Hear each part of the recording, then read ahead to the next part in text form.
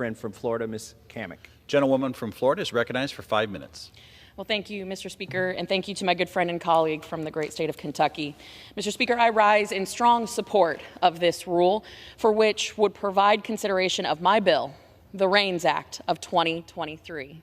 The REINS Act would address regulatory actions by requiring every new major rule or regulation that was $100 million or more to an industry proposed by federal agencies to be approved before Congress before going into effect.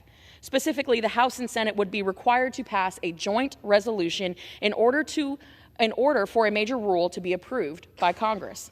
During his first 2 years in office, the president added more than $400 billion in new regulatory costs to our economy. The American Action Forum found that the new rules in his first 2 years required 193 million hours of compliance paperwork, 193 million hours to comply with new regulations from nameless, faceless bureaucrats who are accountable to no one. According to the Foundation for Government Accountability, regulations cost Americans $2 trillion a year in compliance costs, economic losses, and other expenses. $2 trillion, Mr. Speaker. These costs are due to the ever-increasing regulatory actions that lack proper accountability by Congress. It is beyond time for Congress to reassert its role by placing new checks on regulatory actions that negatively impact Americans from all walks of life.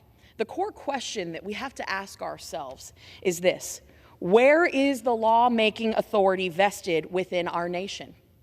Further, what is the primary principle that our system requires to function? I can give you a hint, but I'm sure you know the answer, Mr. Speaker. It's here.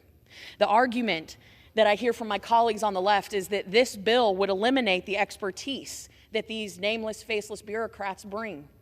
However, I have spoken to thousands of business owners, industry experts, who are continually having to navigate the regulatory regime at the hands of bureaucrats who have never once worked a day in the private sector, never once having worked a day on any of their operations.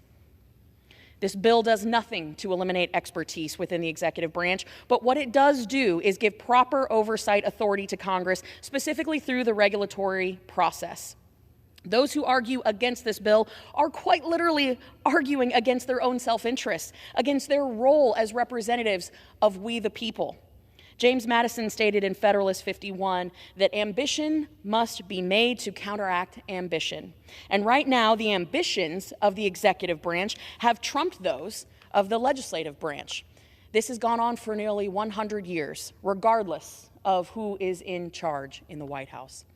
What a poor and pathetic condition we are in if we as members of the People's House, the House of Representatives, cannot even stand up for the institution in which we serve, that we swore an oath to serve. Quite frankly, I don't care what party holds the presidency. I will come down to this floor every single Congress and fight for this bill and fight for we the people, because this bill, at the end of the day, is about empowering the people, protecting the people from the real swamp, the nameless, faceless bureaucrats that dwell in basements all over Washington, D.C. We in Congress must do what the founders of this nation and the framers of our Constitution expected of us to do: provide a proper, real, equal check to the executive and judicial branches. I know my friends on the other side of the aisle feel the same as me, and I hope that one day politics will allow all of us in Congress to make our founders proud and jealously guard our legislative authority with all the might that we can muster. I urge all of my colleagues, regardless of party affiliation, to support the REINS Act, support your folks back home. Let's reassert our Article I authority, support this rule, and I yield back.